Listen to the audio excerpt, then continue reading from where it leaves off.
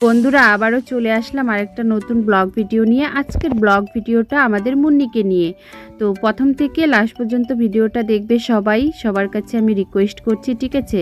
আজকের আমার ব্লগ ভিডিওটা আমার কাছে কিন্তু অনেক ভালো। তো প্রথম থেকে লাস্ট পর্যন্ত ভিডিওটা দেখলে তোমাদের কাছেও ভালো লাগবে। তো এই যে আমাদের মুন্নিটা, আমার প্রিয় মুন্নি খাবার খাচ্ছে। এত পরিমাণের খিদা পাইছে কি বলবো, বলার মতো না। আর এখন বেশিরভাগ খিদাই লাগবে আমি জানি। তার কারণ হচ্ছে আমাদের মুন্নি কদিন পরে মা হবে। কবে হবে কিন্তু আমি সেটা বলতে পারছি না, কিন্তু পেটে বাচ্চা আছে সেটা একদমই বোঝা যাচ্ছে। তো এই সময়টাতে এখন আমাদের মুন্নিটার খুবই খিদা পায়। এই যে পেটে জানি না কটা বাচ্চা হবে। এর আগের বেবিগুলো যেন কোথায় মানে জন্ম দিচ্ছিল আমি বলতেই পারছি না। তো যাই হোক, এর আগের বেবিগুলোর কথা আমি বলতেও পারবো না, দেখিও নি, আর কটা বাচ্চা হয়েছিল তাও বলতে পারবো না। তো এবার এখন কিন্তু আমি আর আমাদের মুন্নিকে বাইরে অতটা যেতে দেই না, এখন বাড়িতেই রাখি। তো দেখা যাক এবার কয়টা বাচ্চা হয় আমাদের মুন্নির, আর বাচ্চাগুলোর কি কি নাম রাখবো সেটা তোমরা ঠিক করো বন্ধুরা, ঠিক আছে? আর যখন বেবি হবে আমার মুন্নিটার, তখন কিন্তু আবারও একটা আমি ব্লগ ভিডিও নিয়ে আসবো। তো একে আমি এখন খাবার দিয়েছি আমার মুন্নিকে।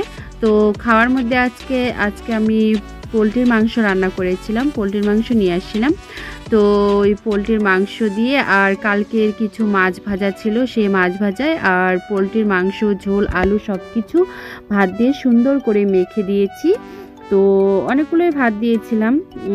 কতটা খিদে পেয়েছে বন্ধুরা তোমরাই দেখতে পাচ্ছ, কতগুলো ভাত ছিল, খেয়ে নিল। তো যাই হোক, মুন্নির খাওয়া দাওয়া হয়ে গেলে পরে আবার আমার বাড়ির কিছু একটু কাজ আছে, সেই কাজগুলো করব।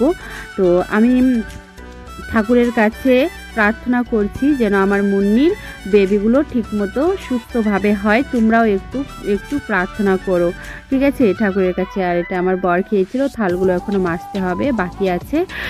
তো আমার মুন্নি এখনও মানে খাওয়া হয়ে গেল, আমার মুন্নি আর খাবে না।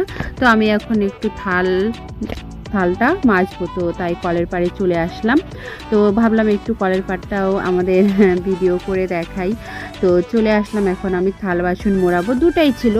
এর আগে আর বাসনগুলো আমি রান্না করে আগেই মেজে রেখে দিয়েছিলাম। তো আমার বর পরে খেয়েছিল, তো আমি দোকানে গিয়েছিলাম ভাত বেড়ে দিয়ে। তো এই যে আমার বর খেয়ে থালটা রেখে দেয়, তখন আমি আবার দোকান থেকে এসে থালটাকে সুন্দর করে মেজে রেখে দিই। এটা তো আমাদের বউদের কাজ করতে হবে, বাড়িতে আবার বাইরে।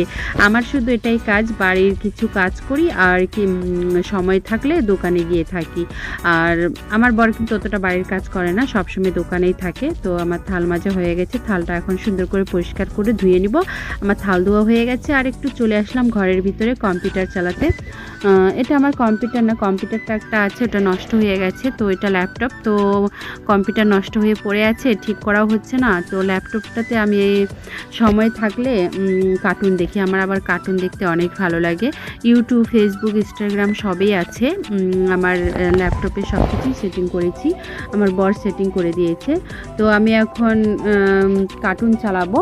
তো বেশিক্ষণ আমি দেখবো না, আমার কোনো টাইম নেই, শুধু আমি তোমাদেরকে দেখাচ্ছি যে আমি তার কাজের ফাঁকে ফাঁকে কি করি। তো কাজের ফাঁকে আবার কিছুক্ষণ সময় থাকলে ল্যাপটপে ভিডিও দেখি কার্টুন, আর সময় না যখন আবার ভিডিও করতে হয় আমাকে, আবার কোনো সময় যখন আবার সে কাজের ফাঁকে সময় থাকলে একটু ভিডিও করি।